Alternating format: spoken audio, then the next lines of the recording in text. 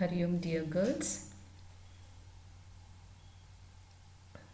In our software engineering paper, we are currently discussing the fourth module.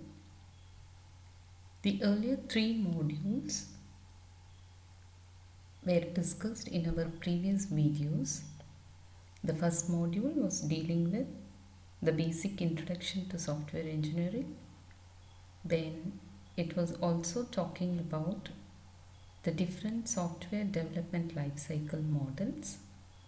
Then in the second module, we discussed the requirement analysis and specification phase. That includes how to collect the requirements, how to analyze the requirements, how to document and review the requirements. That will produce software requirement specification document, SRS. Then we discussed in the third module the software design phase, the second phase of software development life cycle, in which we have discussed what are the different types of design available. Then the two major design methodologies, function-oriented design and object-oriented design. We have discussed function-oriented design in our third module. Now in the fourth module, we are discussing the object-oriented design. In our previous video, we have already discussed what is the basic difference between function-oriented design and object-oriented design. Then we also talked about what is an object-oriented design.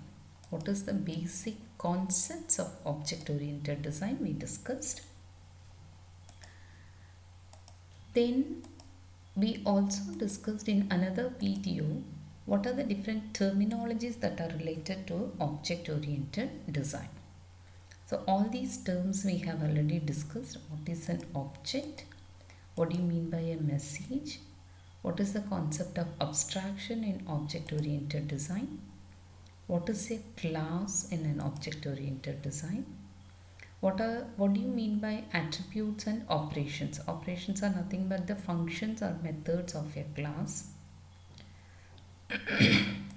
Then we discussed the three major concepts or the properties, or you call it as principles of object-oriented design, which is inheritance, polymorphism and encapsulation. And whenever you have classification, obviously it involves organizing the data according to a particular order or ranking that comes under the hierarchy concept of object-oriented design. So all these things we discussed in our previous videos. Now in this video, we are going to talk about what are the different steps involved to analyze and design object-oriented system. Now what we are going to do here, we are going to see this object-oriented design design of an object-oriented system as a design methodology. Make a note of it as a design methodology. And this system or the design methodology was proposed by K.K. Agarwal in K.K. Agarwal's textbook. In the third edition of software engineering, we have these different steps to analyze and design the object-oriented system. Now, apart from that, in our upcoming video, we will also be talking about what is the design methodology discussed by Pankaj Jalote. That is also another textbooks prescribed in your syllabus. So, we will also talk about the design methodology that is discussed in the Pankaj Jalote's textbook. So, make a note of it. The design methodology as discussed by K.K. Agarwal, which we will be discussing in this video. The same way, in another video, we will also talk about the design methodology that is discussed as given by Pankaj Jalote's textbook. Okay. So here we are going to talk about what are the different steps which can be otherwise known as the design methodology proposed by K.K. Agarwal. Now here, when we are going to have the object-oriented system, The problem statement becomes the input, and the design document, software design document, becomes the output. Now the problem statement will be given here. You create the use case model. Then if required, you can create the activity diagram also. Then you go for drawing the interaction diagrams to show the how the system interacts with another component or with the end user. Then we draw the class diagrams. So this is where you are going to represent the entire objects as the classes. Then once the class diagram is completed, you are going to draw the state chart and the object diagram if required. Then we draw the component and deployment diagram, and finally you will get the design document which can be used for reviewing. Now let us see all these steps in detail one by one. So what is the first one? It is creating the use case model. So this is the first step of the object oriented system design. Now when I say this is the first step in design, this step is very much used for analyzing the objects of that particular system, because if it is object oriented system, your very first step is you have to identify what are the objects being involved in the system. So to identify that, you are going to use this particular step. So this is the first step. So this step is used for identifying the actors, or you call it as end users. The actors or the end users interacting with the system. So who interacts with the system? Who are all the stakeholders interacting with the system? Or who are all the end users interacting with the system? Say for example, if it is your college management system, you will have students interacting with the system, teachers interacting with the system, office staff interacting with the system, accountant interacting, principal interacting, HOD interacting, or the parents interacting, management authority interacting. Like that, you will have n number of actors in the system. So you identify who are all the actors those will be interacting with the system.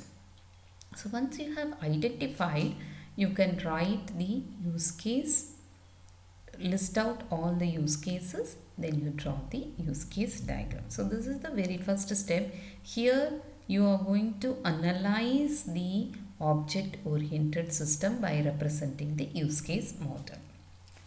Now the second step is drawing the activity diagram. So only if it is required for your system, you can go for drawing the activity diagram. So whenever if your system is very much dynamic, and if it is going to interact with different components and different users, obviously your system will have a very dynamic nature. If your system is dynamic nature, you need the activity diagram. So your activity diagram gives the dynamic nature of the system, how your system functions, what is the flow of control, that is what you call as dynamic nature. So this one models the flow of control from one activity to another. Please make a note of it. This is from, not from one activity to another activity. It is not from, this is from.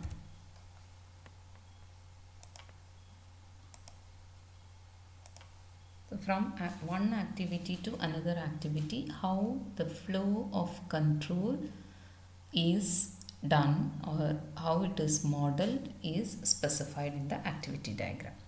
Now when I say activity diagram, you will be wondering, what do you mean by this activity? So an activity is nothing but it represents an operation on some class in the system. What do you mean by that?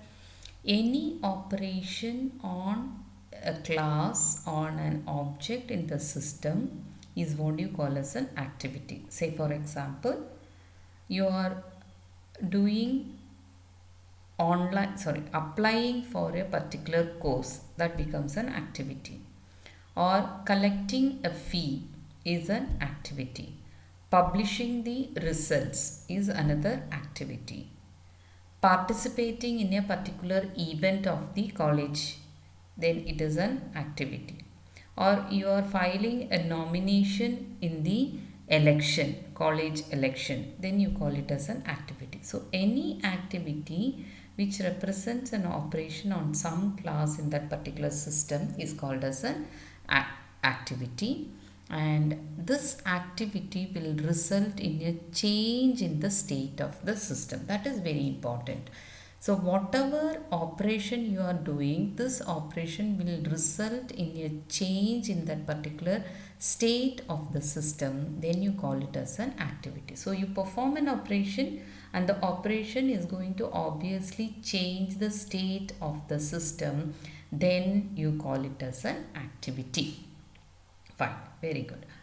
Now let us see an example of the activity diagram, which is going to process an order to deliver some goods. So processing an order to deliver some goods. This is a diagram that is given in your textbook. That is an example for the activity diagram. You can see here, receiving the order is one activity. When you receive the order will be sent to store for the delivery, and deliver the goods through appropriate transport model. This is another activity. At the same time, when you are sending the order to to the store for delivery, at the same time you will be sending the invoice also for the payment. Once the invoice is sent, you will collect the payment, then the order will be closed. And you can see here, these two things are done simultaneously. You ask the store people to deliver the product, at the same time you can send the bill and collect the payment. So this is one example for an activity diagram. So each one can be called as an activity. So this shows the flow of control from one activity to another activity. So only if this activity is completed, you can perform this activity. Only this activity is completed, you can perform this particular activity. So this diagram shows what is the flow of control from one activity to another activity. So this kind of dynamic nature, if you have in your system, that can be represented by your activity diagram. So if you have dynamic nature, if you want to show the flow of control from one activity to another activity, you are going to draw the activity diagram. Now once the activity diagram is completed, you can go for drawing the interaction diagram. So your interaction diagram shows an interaction consisting of a set of objects and their relationship. So what are the set of objects available in the interaction? What is the relationship between the objects will be shown here. So interaction diagram is generally used for addressing the dynamic view of the system. So dynamic view of the system is shown in the interaction diagram. So what the interaction diagram will show? It shows an interaction, and the interaction will be consisting of the interaction diagram will consist of set of objects and their relationship, and it will be including the messages that may be dispatched among them. So what are the three things you will have in the interaction diagram? What are the set of objects? What is the relationship between these set of objects? And what is the message being shared between these objects? These are the three things available in the interaction diagram. Now, a sequence diagram is also known as an interaction diagram. A sequence diagram is also known as an interaction diagram that will emphasize the time ordering. So if you have the messages to be sent based on a particular time order, then you will have the sequence diagram. Also, we will be discussing it in detail later. What is a sequence diagram, what is a collaboration diagram, etc. So a sequence diagram is an interaction diagram, as well as a collaboration diagram is also an interaction diagram. Now let us see what are the steps to draw the, it is not to draws, it is steps to draw.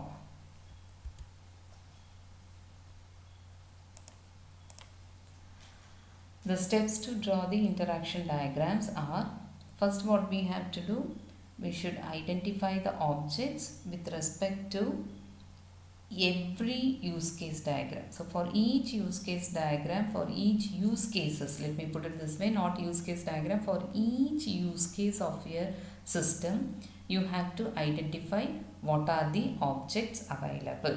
Okay. So once you get those objects, you are going to draw the sequence diagram for every use case. Then you are going to draw the collaboration diagram for every use case. So that is why it is said a sequence diagram is also an interaction diagram. The sequence diagram will be emphasizing the time factor, time ordering of the messages, whereas the collaboration diagram that emphasizes the structural organization of the objects that send and receive the message. Please make a note of it. Your sequence diagram, make a note of it. Sequence diagram will emphasize the time ordering of the message. So at what time message 1 will be sent, at what time message 2 will be sent, like that the time ordering of messages will be specified in the sequence diagram. And what do you have in the collaboration diagram? The collaboration diagram, it will be emphasizing the structural organization, how the objects, you can put it this way, the architecture of the different objects that are available in the system, how they are connected, what is the relationship between these objects, that will be specified in the collaboration diagram.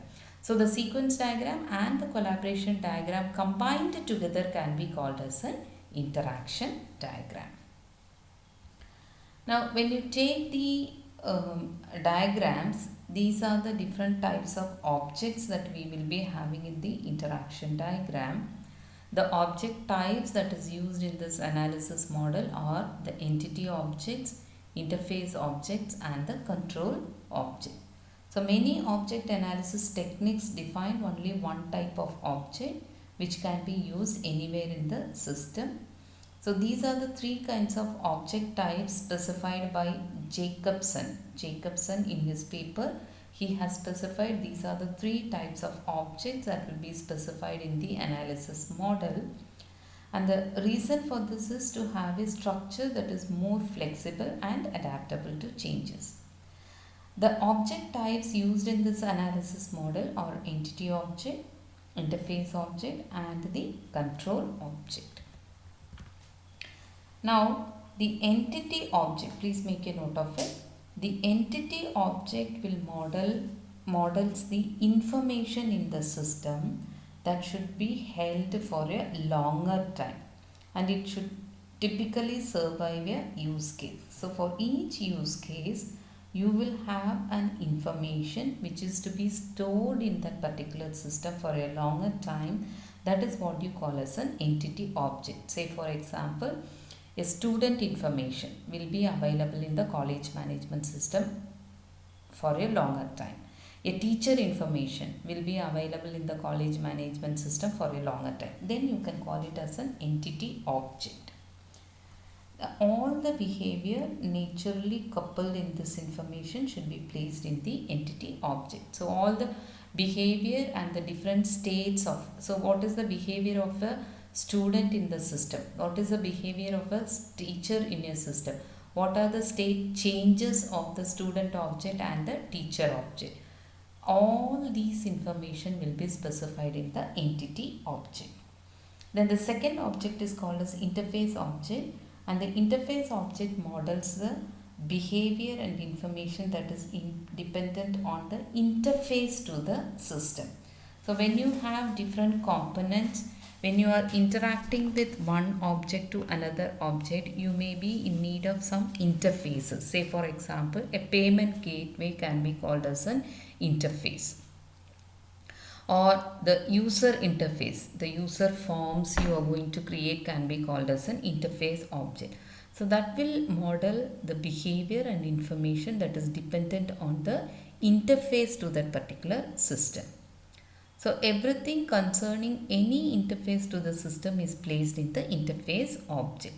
For example, the login screen. So how the login screen looks like, that can be called as an interface object. Or if you have an application form, then the application form screen can be called as another interface object, right? And the third object is called as a control object. The control object will specify how the interfaces and the interactions are controlled.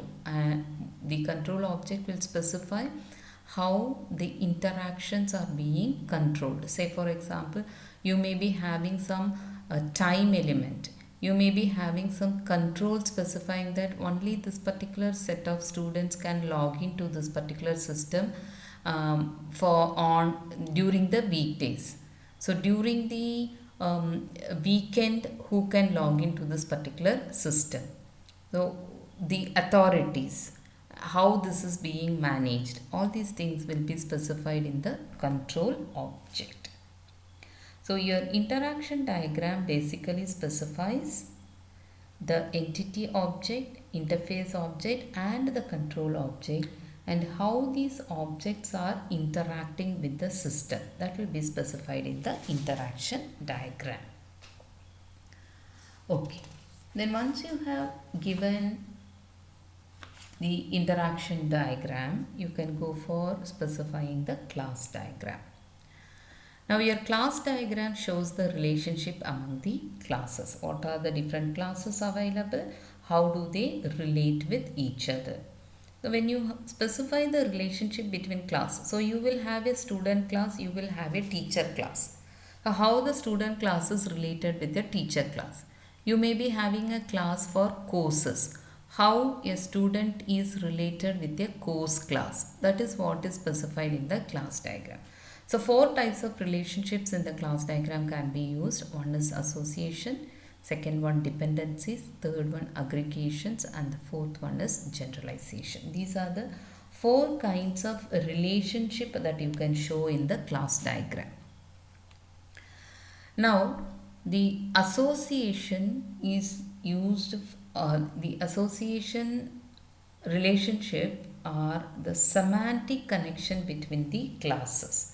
So when an association connects 2 classes, each class can send messages to the other. Say for example, a course is one class, student is another class.